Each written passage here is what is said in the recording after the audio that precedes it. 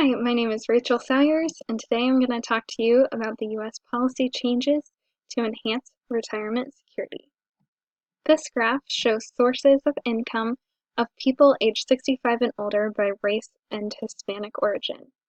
It also shows the three main ways that people have money for retirement, and that's Social Security, asset income, and pensions and retirement savings, So these are the three main ways that people get money. However, it is predicted that by 2035, um, Social Security full benefits will not be offered to people.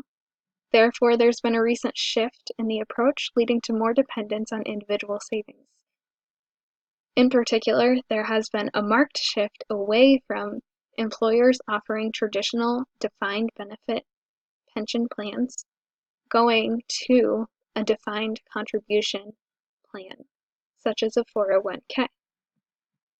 After reviewing current trends and research, I think there's a major need for structural changes to help individuals save for retirement. There is also a need to remove barriers for vulnerable populations that are also saving for retirement. I want to see policy changes in these areas. These changes are important and urgent. There's an increased responsibility for individuals to plan and save money for retirement. Due to the shift in direct contribution plans, there's increased risk and responsibility at that individual level. Older adults are also becoming more diverse as a population. Older adults are who are minorities are at a disadvantage when it comes to saving for retirement. They're unable to save nearly as much as the white counterparts, as you could tell by the previous graph. This disadvantage can be explained by the theory of cumulative disadvantage, which describes inequality builds upon each other throughout the lifespan. Therefore, I have come up with possible future actions to address these issues. A multi-dimensional approach is really needed to utilize this complex problem. Therefore, I've proposed initiatives to address saving for retirement at an individual, employer, and community level. This public actually has to change its view on aging. So currently, we're an ageist society, and we really need to change to embracing older adults within the workforce and embracing that individual participation of saving for retirement.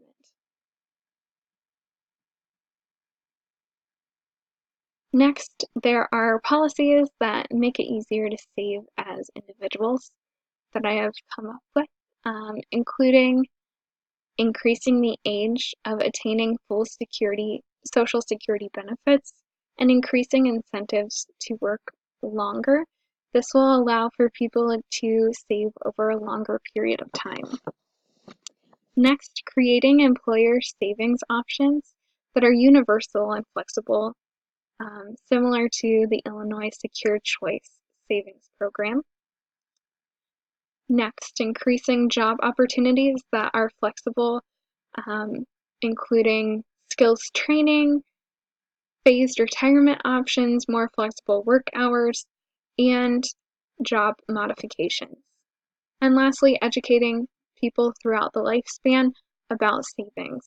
This could go from a high school level all the way into the community level. Currently, there are discussions in the public and political realms to make it easier for individuals to save for retirement and approach the process with a life course approach. However, there's not a lot of conversation about addressing the needs of the desperate communities that are saving for retirement.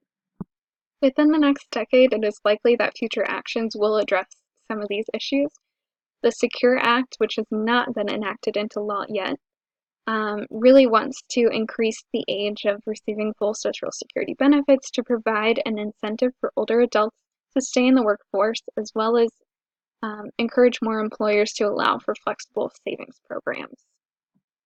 Lastly, if the changes I suggested are made, the older adult population in the U.S. will have an increased opportunity to save for retirement, thus providing more stability for older adults after retirement, allowing them to stay at that level of living that they have been at. Overall, I've analyzed how to enhance the security of retirement, and my proposed changes address the key issues of access, personal saving options, and available funds for retirement. I hope that by joining this conversation about retirement, I'm able to increase awareness about current issues and propose future solutions. And here are my references.